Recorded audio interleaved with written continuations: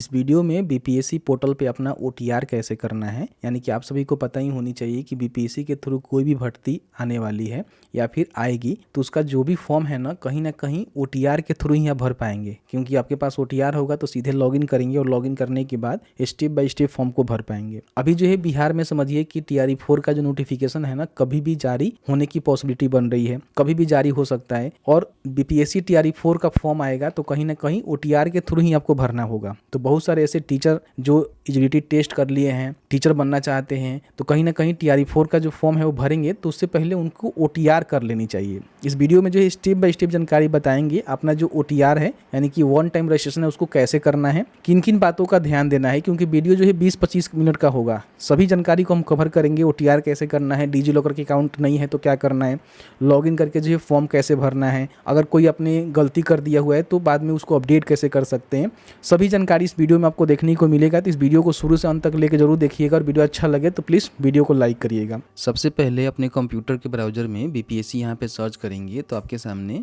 BPSC का जो official portal है ना देखने को मिलेगा, ओपन कर लीजिएगा। ठीक है, यहाँ पे आने के बाद ऑनलाइन एप्लीकेशन का बटन आपको देखने को मिलता है, इस पर क्लिक करेंगे। अगर आपने ओटीआर कर लिया हुआ है तो यहाँ से लॉगिन करके कोई भी बीपीएससी के थ्रू भर्ती आएगी उसका फॉर्म भर सकते हैं, वो चाहे TRE 4 हो या फिर कोई भी भर्ती हो। लेकिन अभी तक आपने ओटीआर नहीं किया हुआ है और कहीं ना कहीं TRE 4 का जो है फॉर्म भरना चाहते हैं या फिर अदर भी किसी प्रकार की कोई वैकेंसी का फॉर्म भरना चाहते हैं जो बीपीएससी के थ्रू आती है, तो अपना जो ओटीआर है ना उसको आपको करना पड़ेगा। अब यहाँ पे देखिएगा तो न्यू रजिस्ट्रेशन का जो है बटन आपको देखने को मिलेगा, जिसको वन टाइम रजिस्ट्रेशन यानी कि ओटीआर के नाम से जानते हैं। ये करना जरूरी है। बाद में क्या होगा कि पोर्टल काम नहीं करेगा तो आप लोग थोड़ा सा दिक्कतों का सामना करना आपको पड़ जाएगा। ठीक है, तो इसलिए अभी आप ओटीआर कर लीजिए। स्टेप बाय स्टेप मैं आपको समझा देता हूँ कैसे ओटीआर करना है। इस पर क्लिक करेंगे तो कुछ गाइडलाइन है, इन्होंने बताया हुआ है कि आप अपने डिजी लॉकर से भी अकाउंट को साइन अप कर सकते हैं, लिंक कर सकते हैं। आप नहीं करना चाहें कोई भी दिक्कत नहीं है। ठीक है, नीचे आएंगे तो सारे जानकारी आपको देखने को मिलेगा। आप चाहें तो पढ़ सकते हैं, नहीं तो इस वीडियो को देखिए। इस वीडियो में सभी जानकारी स्टेप बाय स्टेप बता देंगे कैसे आपको ओटीआर करना है। क्लोज के बटन पर क्लिक करेंगे तो आपके सामने कुछ इस तरह से जो है फॉर्म खुल के आएगा। अब इस फॉर्म को जो है स्टेप बाय स्टेप आपको भरना है, कहीं भी गलती नहीं करना है। देखिए सबसे पहले क्या करना है, मेक श्योर कर लीजिए कि आपके पास एक ईमेल आईडी होना चाहिए, जो कि फ्रेश ईमेल आईडी होनी चाहिए, आपके पास होनी चाहिए। उस मेल आईडी को यहाँ पे डालेंगे और गेट ओटीपी के बटन पे क्लिक करेंगे तो इस मेल आईडी पे एक ओटीपी जाएगा। ठीक है, उस ओटीपी को यहाँ पे डालेंगे और यहाँ पे वेरीफाई ओटीपी के बटन पे क्लिक करेंगे तो इस तरह से आपका जो ओटीपी है ना वेरीफाई यहाँ पे हो जाएगा। होने के बाद यहाँ पे देखेंगे तो ये हाइड हो जाएगा। ठीक है, उसी तरह से अपना जो मोबाइल नंबर है, जो कि यहाँ पे आधार लिंक मोबाइल नंबर दीजिएगा तो बेहतर रहेगा। गेट ओटीपी के बटन पे क्लिक करेंगे तो आपके नंबर पे एक ओटीपी जाएगा, उस ओटीपी को डालेंगे और इसको भी वेरीफाई कर लेंगे। ठीक है, यहाँ पे एक पासवर्ड आपको क्रिएट करना है, क्योंकि जब भी बीपीएससी के थ्रू कोई भी भर्ती आएगी जिसका फॉर्म आप भरेंगे तो कहीं ना कहीं इसी पासवर्ड से लॉगिन करके जो है फॉर्म को भरेंगे। ठीक है, तो पासवर्ड की रिगार्डिंग हम बात करें, जैसे मान लीजिए आपका नाम राम है तो इस तरह से लिखेंगे राम, कुछ स्पेशल कैरेक्टर जिसमें एंड, एक डायरेक्ट, कुछ भी लगा सकते हैं और कुछ यहाँ पे नंबर आप लगा सकते हैं। ठीक है, तो इस तरह से अपना जो पासवर्ड है ना उसको यहाँ पे क्रिएट करके उस पासवर्ड को यहाँ पे डालना है और उसी पासवर्ड को यहाँ पे कंफर्म कर देना है। ठीक है, फिर यहाँ पे आपका जो कैंडिडेट का नेम है, यानी कि जो भी अपना ओटीआर कर रहा है ना, अपना नेम जो है मैट्रिकुलेशन सर्टिफिकेट यानी कि जो इसके पास मार्कशीट है ना उसके हिसाब से लिखेगा और उसी नेम को फिर यहाँ पे दोबारा वेरीफाई करेगा। ध्यान रखिएगा कैपिटल लेटर में इंग्लिश में आपको टाइप करना है। यहाँ पे उनके फादर का नेम और यहाँ पे उनके जो भी मदर का नेम है वो लिखना है और फिर दोबारा यहाँ पे वेरीफाई भी करना है, जो कि मैट्रिक के सर्टिफिकेट के अनुसार ही होनी चाहिए। उनका जो डेट ऑफ बर्थ है उसको डालेंगे और यहाँ पे देखेंगे तो उसको वेरीफाई करना होगा, यानी कि दोबारा आपको एंट्री करनी होगी। अब यहाँ पे अपना जो भी जेंडर है उसको बताना है कि आप मेल हैं फीमेल हैं, कोई थर्ड जेंडर भी है वो भी फॉर्म को भर सकता है, ओटीआर कर सकता है, कोई भी दिक्कत नहीं है। फिर यहाँ पे आप उसको वेरीफाई कर देंगे और एक जो है आईडी आपको देना होगा पहचान के रूप में। ठीक है, तो यहाँ पे देखिए आधार कार्ड है, पैन कार्ड है और ड्राइविंग लाइसेंस है। आधार कार्ड देंगे ना तो समझिए कि यहाँ पे आपका एक्स्ट्रा कोई भी बायोमेट्रिक फी नहीं देना पड़ेगा जब एग्जाम सेंटर पे आप जाएंगे। लेकिन पैन कार्ड देंगे तो इन्होंने बताया हुआ है कि आपको जो है 200 रुपया एक्स्ट्रा यहाँ पे बायोमेट्रिक फी देना होगा। आप ड्राइविंग लाइसेंस भी देंगे तो भी आपको 200 रुपया एक्स्ट्रा यहाँ पे देना पड़ेगा। तो सीधे आधार नंबर ही दे दीजिएगा, उसका सिलेक्शन करेंगे तो यहाँ पे जो भी आधार नंबर है उसको डालेंगे और यहाँ पे जो भी आपका आधार नंबर है ना उसको वेरीफाई करेंगे, यानी कि दोबारा एंट्री करेंगे। यहाँ पे एग्री के बटन पे क्लिक करेंगे, रजिस्टर के बटन पे क्लिक करेंगे। तो जैसे ही रजिस्टर के बटन पे क्लिक करेंगे तो पूछेगा कि आप यहाँ पे डिजी लॉकर पे रीडायरेक्ट करना चाहते हैं। तो अगर आपका डिजी लॉकर अकाउंट बना हुआ है तो आप यहाँ पे यस करके चाहे तो डिजी लॉकर के साथ इसको कनेक्ट कर सकते हैं। लेकिन कई बार क्या होता है कि हमारे पास उतना टाइम नहीं होता है, डिजी लॉकर का जो अकाउंट है हमें क्रिएट करना नहीं है, तो आप इसको छोड़ भी सकते हैं, मैंडेटरी नहीं है। तो अगर आपको करना है डिजी लॉकर से अकाउंट अटैच तो यहाँ पे यस करके अपना जो भी डिजी लॉकर अकाउंट है उसको अटैच कर दीजिएगा, नहीं तो यहाँ पे नो के बटन पे क्लिक करेंगे तो आपका यहाँ पे रजिस्ट्रेशन समझिए कि कंप्लीट हो चुका है। ठीक है, अब यहाँ पे समझिए कि पूरी तरह से कंप्लीट नहीं हुआ है, केवल आपका रजिस्ट्रेशन हुआ है, प्रोफाइल क्रिएशन अभी बाकी है। ठीक है, उसके लिए क्या करना है कि अपने जो भी ईमेल आईडी या फिर मोबाइल नंबर या फिर यूजर आईडी, ठीक है, जो बनाया था, इसमें अपना जो भी रजिस्टर ईमेल आईडी है उसको यहाँ पे डालिएगा। जो आपने पासवर्ड क्रिएट किया था, अभी आप पासवर्ड डाले थे, उस पासवर्ड को यहाँ पे डालेंगे और फिर यहाँ पे लॉगिन के बटन पे क्लिक करेंगे। यहाँ पे आपको कैप्चा डालना है, जिस तरह से लिखा हुआ है ना उस तरह से आपको टाइप कर देना है और यहाँ पे प्रोसीड के बटन पे क्लिक करेंगे। फिर ये पूछेगा कि आप डिजी लॉकर के साथ इसको रीडायरेक्ट करना चाहते हैं, तो आपको यहाँ पे नो ही करना है। अगर आप करना चाहते हैं तो कर सकते हैं, नहीं तो यहाँ पे सीधे नो के बटन पे क्लिक करेंगे। तो आपके सामने जो है कुछ जानकारी यहाँ पे आपको देखने को मिलेगा, जिसको आपको चेकआउट कर लेना है, देख लेना है। मतलब कुछ यहाँ पे इंस्ट्रक्शन आपको दिए गए हैं जो आप चेकआउट कर सकते हैं। अब यहाँ पे आपने रजिस्ट्रेशन कर लिया हुआ है, लॉगिन कर लिया हुआ है। अब यहाँ पे अपना जो प्रोफाइल है ना वो यहाँ पे आपको क्रिएट करना है। ठीक है, तो यहाँ पे देखेंगे बटन आपको देखने को मिलेगा प्रोफाइल क्रिएशन का, इस पे क्या करना है आपको क्लिक कर देना है। अब यहाँ पे कुछ स्टेप है जिसको कंप्लीट करके अपना जो प्रोफाइल है ना उसको यहाँ पे क्रिएट करना पड़ेगा, जिसमें सबसे पहले देखेंगे तो पर्सनल इन्फॉर्मेशन आपको इंटर करना है, फिर यहाँ पे एड्रेस कार्ड इन्फॉर्मेशन आपको एंट्री करना है। इस तरह से 6 स्टेप है जिसको कंप्लीट करके अपना जो भी प्रोफाइल है ना उसको यहाँ पे कंप्लीट करना है। नहीं करेंगे तो फिर यहाँ पे समस्या होगा। जो आपका पर्सनल इन्फॉर्मेशन है उसमें आपने नेम दे दिया हुआ है, अपना डेट ऑफ बर्थ वगैरह वगैरह दे दिया हुआ है, मतलब ऑलमोस्ट देखेंगे तो सारी जानकारी आपने फिल कर दिया हुआ है। आपको करना क्या है कि यहाँ पे जो भी कैंडिडेट का नेम आपने अंग्रेजी में टाइप किया था उसको यहाँ पे हिंदी में आपको टाइप करना है। तो यहाँ पे देखेंगे आपको हिंदी में टाइप करने का एक बॉक्स देखने को मिलेगा, इसमें हिंदी में आपको टाइप कर देना है। यहाँ पे आपने लिंक बताया हुआ है जो कि आपको देखने को मिल रहा है, पिता का नेम और यहाँ पे मदर का नेम आपको देखने को मिल रहा है। अपना जो मैरिटल स्टेटस है ना उसको बताना है। यहाँ पे देखिए आपको देखने को मिलेगा कि आप मैरिड हैं या फिर अनमैरिड हैं। ठीक है, तो देख लीजिएगा, आपका जो भी कंडीशन होगा उसके हिसाब से ही बताएंगे तो अच्छा रहेगा। इसको यहाँ पे वेरीफाई कर देंगे। आपने पहचान में जो आधार कार्ड नंबर दिया हुआ है आपको देखने को मिलेगा, जो कि पहले ही आपने दे दिया हुआ है। यहाँ पे बॉडी आइडेंटिफिकेशन मार्क्स, यानी कि आपके शरीर पे कहीं भी कट का, तिल का या फिर किसी प्रकार की कोई भी निशान है तो आप यहाँ पे उसको टाइप कर सकते हैं कि अमोल मार्क या फिर कट मार्क। ठीक है, इसको यहाँ पे मेंशन करेंगे। अगर आपने कभी भी अपना मैट्रिक के बाद नाम चेंज किया हुआ है तो यहाँ पे यस करके वो वाला नेम बता सकते हैं जो आपने चेंज किया हुआ है। अगर आपने नहीं किया हुआ है तो नो के बटन पे क्लिक करेंगे। यहाँ पे आपसे पूछ रहा है कि क्या आप भारतीय हैं, तो यहाँ पे आपको हाँ कर देना है कि हाँ भारतीय हैं। क्या आप और आपके पिता बिहार के अस्थायी मूल निवासी हैं, अगर आप हैं तो यस करेंगे। कई सारे लोग जो है अदर स्टेट से आते हैं तो यहाँ पे नो कर सकते हैं। फिर से यहाँ पे पूछ रहा है तो फिर से यहाँ पे आपको यस ही कर देना है। उसके बाद यहाँ पे अपना जो भी रेसिडेंस सर्टिफिकेट नंबर है यानी कि निवास प्रमाण पत्र संख्या है उसको यहाँ पे एंट्री करनी पड़ेगी, क्योंकि देना पड़ेगा, बिहार का अस्थायी निवासी है। वही अदर स्टेट से आप यहाँ पे नो कर देंगे तो आपको नहीं देना पड़ेगा, देख रहे हैं ना, लेकिन यस करेंगे तो आपको देना पड़ेगा। उसका यहाँ पे निवास प्रमाण पत्र संख्या दे देंगे और यहाँ पे उसका जो इशू डेट है, आपने वो सर्टिफिकेट कब जारी किया, यहाँ पे डेट ऑफ बर्थ कैलेंडर के माध्यम से चूज कर देंगे। अब यहाँ पे अपना जो भी कास्ट कैटेगरी डिटेल्स है ना उसको बताना है कि आप जो है किस कैटेगरी से आते हैं। ठीक है, क्या आप रिजर्व कैटेगरी के अंतर्गत आते हैं तो यहाँ पे यस करेंगे। अगर आप जनरल कैटेगरी वाले हैं तो यहाँ पे नो करेंगे। तो यहाँ पे आपको बताना होगा कि आपका जो है कैटेगरी क्या है। देखिए EWS भी आ गया, SC ST भी आ गया, BC BC भी आ गया। तो जो भी कैटेगरी से आते हैं, जैसे मान लीजिए EWS से आते हैं तो इसमें आपको इसको वेरीफाई करना होगा और यहाँ पे अपना जो भी कास्ट नेम है ना वो बताना होगा कि आप कौन से कास्ट से आते हैं। फिर यहाँ पे उसका इशू डेट और सर्टिफिकेट नंबर दोनों आपको देना पड़ेगा।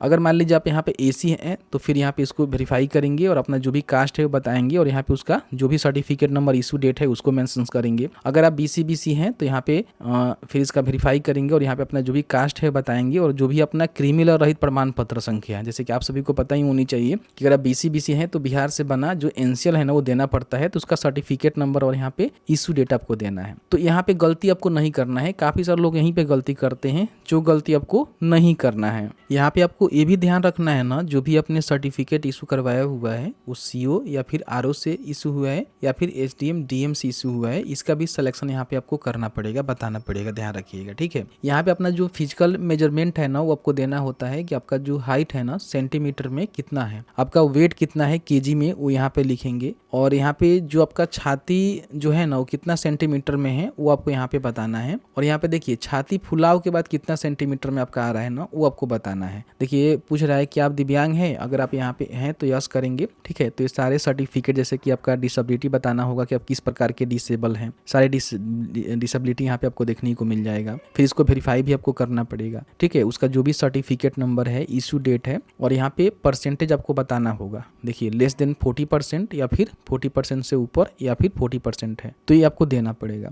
अगर आप नहीं है तो सीधे यहाँ पे नो करेंगे, कोई भी दिक्कत नहीं है, इसको भरना नहीं है। स्क्राइब वाला भी यहाँ पे नो हो जाएगा। स्क्राइब किनको मिलता है, जो फिजिकली हैंडीकैप्ड वगैरह वगैरह होते हैं, विकलांग होते हैं, उनको ही मिलता है। यहाँ पे खेल का डिटेल्स आप दे सकते हैं, किसी प्रकार की आप मेधावी खिलाड़ी हैं तो यहाँ पे यस करके उसकी जो भी इन्फॉर्मेशन है बता सकते हैं, नहीं तो नो करेंगे। अगर आप एक सर्विसमैन यानी कि भूतपूर्व सैनिक हैं, जैसे कि आर्मी, नेवी, एयरफोर्स में अपने काम करके रिटायर कर लिया हुआ है, तो यहाँ पे यस करके उसका जो भी एक सर्विसमैन सर्टिफिकेट नंबर है, कब से लेकर कब तक आपने काम किया, वो बता सकते हैं, नहीं तो यहाँ पे नो करेंगे।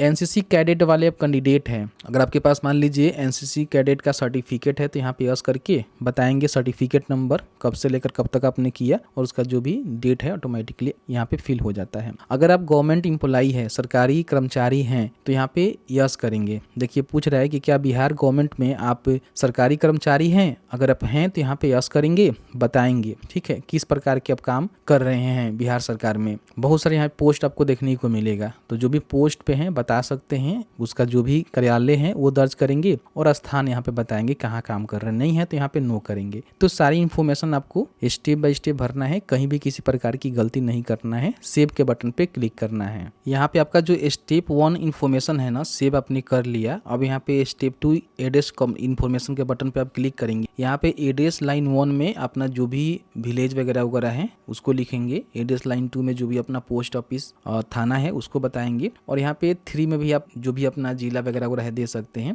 यहाँ पे स्टेट का सिलेक्शन करेंगे कि आप जो है कौन से स्टेट के अंतर्गत है, जिला यहाँ पे बताएंगे, अपना पिन कोड यहाँ पे दर्ज करेंगे। ये आपका जो है परमानेंट एड्रेस हो गया, ध्यान रखिएगा। उसके बाद अगर आपका मान लीजिए वर्तमान जो एड्रेस है अलग है तो अलग भरेंगे, अगर सेम है तो यहाँ पे टिक करेंगे, दोनों सेम हो जाएगा, सेव के बटन पे क्लिक करेंगे। यहाँ पे अपना जो अन्य सूचना है ना उसको यहाँ पे बताना है, ध्यान रखिएगा। यहाँ पे कई सारे लोग जो है मिस्टेक करते हैं, जो मिस्टेक आपको नहीं करना है। क्या आपके विरुद्ध किसी न्यायालय में कोई अभियोजन लंबित है, अगर है तो यहाँ पे यस करेंगे, नहीं तो नो करेंगे। क्या आपके विरुद्ध सरकारी और सरकारी, ठीक है, संगठन द्वारा कोई ऐसे कार्रवाई की गई है, तो आप यहाँ पे यस करेंगे, नहीं तो इसको भी नो करेंगे। और यहाँ पे देखिए क्या बार काउंसलिंग या फिर मेडिकल काउंसलिंग एसोसिएशन या फिर अन्य जो व्यावसायिक संस्थान द्वारा किसी प्रकार की कार्रवाई आपके ऊपर की गई है, तो यहाँ पे यस करेंगे, नहीं तो नो करेंगे। क्या आपके खिलाफ कोई कोर्ट में केस दायर किया गया है, तो आप यहाँ पे यस करेंगे, नहीं तो नो करेंगे। क्या बीपीएससी, यूपीएससी, अन्य पीएससी किसी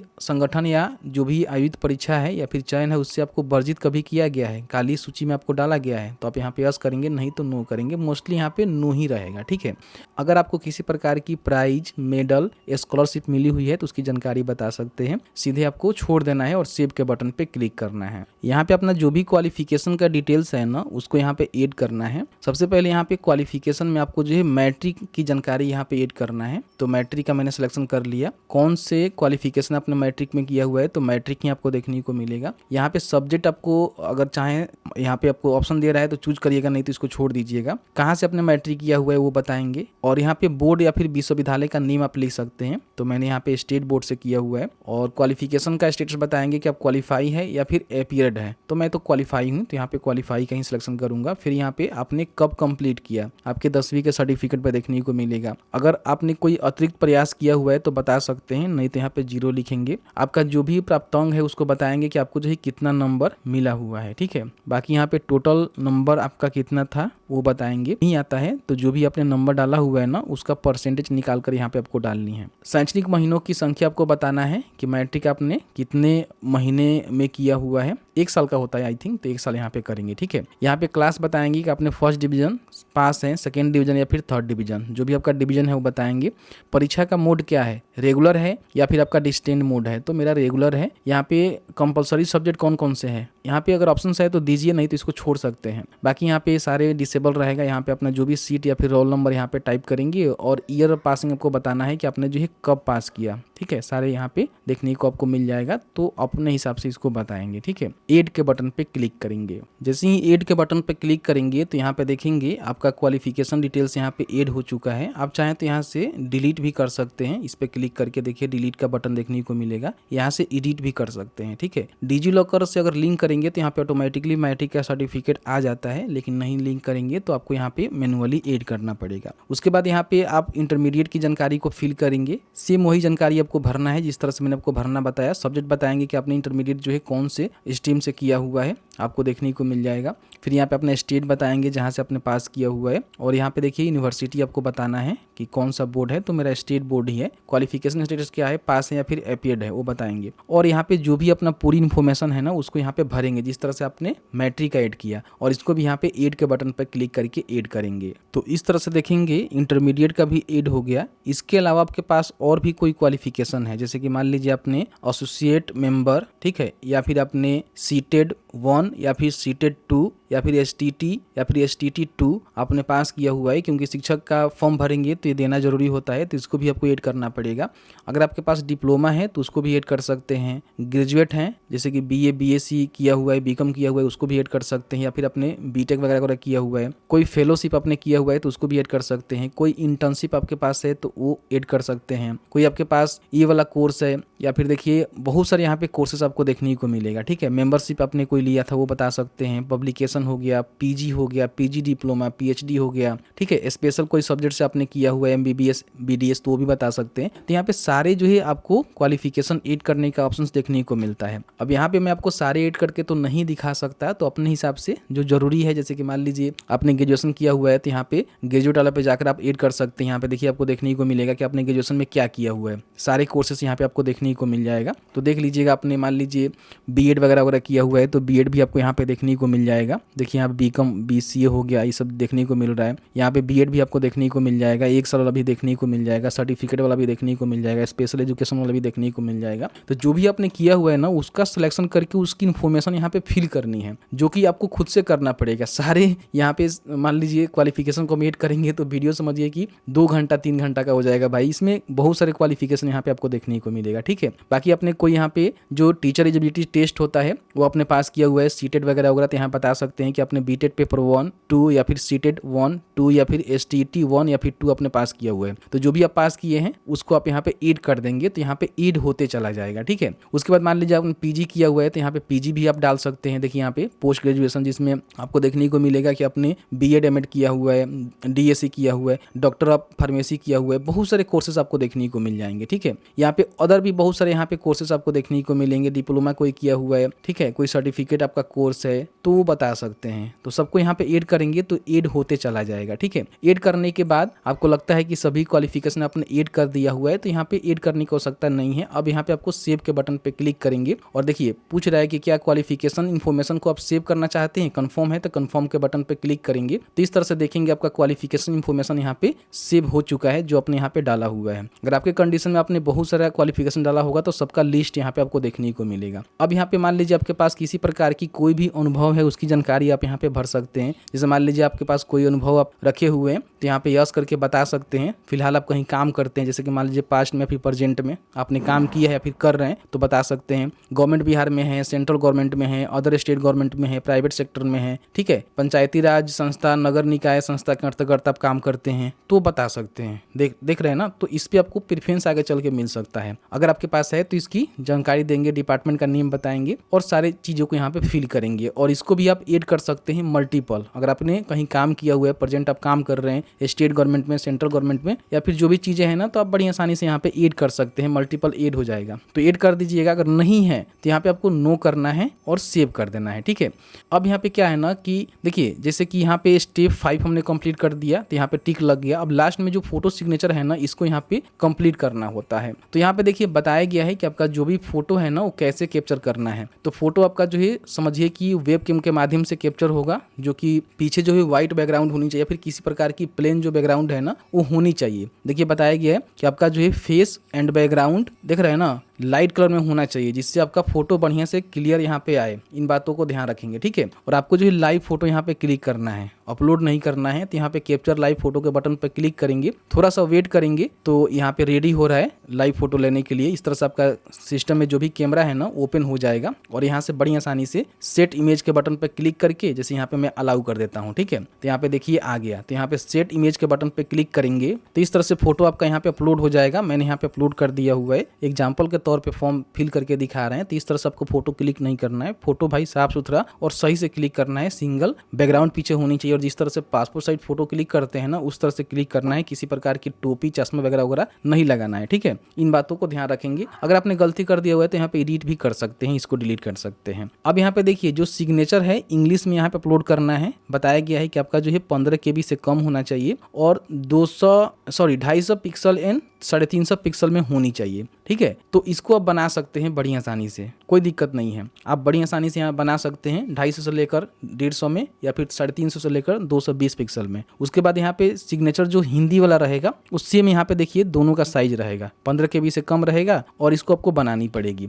तो imresizer.com से आप इसको बना imresizer.com से आप इसको बना सकते हैं। यहाँ पे अपना जो भी फोटो है उसका सिलेक्शन करेंगे, यहाँ पे आपको जो है पिक्सल में ही रहने देना है और जो भी यहाँ पे इसका आपको वाइड है और जो भी हाइट है उसको यहाँ पे देकर बड़ी आसानी से आप यहाँ से इसको सेट कर लेना, ठीक है। सेट करने के बाद यहाँ पे चूज फाइल के बटन पर क्लिक करके इसको अपलोड कर देना, ठीक है। उसके बाद यहाँ पे क्या करेंगे, एग्री के बटन पे क्लिक करेंगे, सबमिट एंड लॉक प्रोफाइल के बटन पे क्लिक करेंगे। तो यहाँ पे कंफर्म का बटन आएगा, कंफर्म के बटन पे क्लिक करेंगे तो यहाँ पे देखिए आपका जो प्रोफाइल है ना सबमिटेड एंड लॉक हो गया, ठीक है। तो इस तरह से बड़ी आसानी से अपना OTR आप कर सकते हैं। आपको जो है लॉगिन करना है तो फिर से BPSC के पोर्टल पे आना है, ऑनलाइन एप्लीकेशन के बटन पर क्लिक करके अपना जो भी ईमेल ID पासवर्ड है उस पर क्लिक करके और आपको डालना होगा। फिर यहाँ पे लॉगिन के बटन पे क्लिक करेंगे, यहाँ पे कैप्चा को फिल करेंगे, प्रोसीड के बटन पे क्लिक करेंगे। अब यहाँ पे आपको जो है नो के बटन पे क्लिक करना है, तो इस तरह से आप लॉगिन हो जाएंगे, ठीक है। लॉगिन होने के बाद कोई भी मान लीजिए आपको फॉर्म भरना होगा, जैसे कि मान लीजिए आपका प्रोफाइल यहाँ पे कंप्लीट हुआ होगा तो प्रोफाइल क्रिएशन वाला जो बटन है ना यहाँ पे देखेंगे डिसेबल हो जाता है, ठीक है, जो कि आपने लॉक कर दिया हुआ है। कोई भी फॉर्म आपको भरना होगा तो यहाँ पे न्यू एप्लीकेशन के बटन पे क्लिक करेंगे तो यहाँ से बड़ी आसानी से अगर कोई फॉर्म आता है तो यहाँ से आप व्यू करके इसको भर सकते हैं। देखिए BPSC में ये वाला जो है भर्ती यहाँ पे आई हुई है जिसका फॉर्म आप भर सकते हैं। यहीं पे जो है BPSC TRE का या फिर जो भी भर्ती आएगा उसका लिस्ट आपको देखने को मिलेगा, जिस पे क्लिक करके बड़ी आसानी से अप्लाई कर सकते हैं। माई अकाउंट के बटन पे क्लिक करेंगे तो यहाँ पे आपने जो भी फोटो क्लिक किया हुआ है, प्रोफाइल का स्टेटस यहाँ पे आपको कंप्लीट देखने को मिलेगा, मतलब कि आपका प्रोफाइल कंप्लीट हो चुका है, जिसको यहाँ से व्यू कर सकते हैं।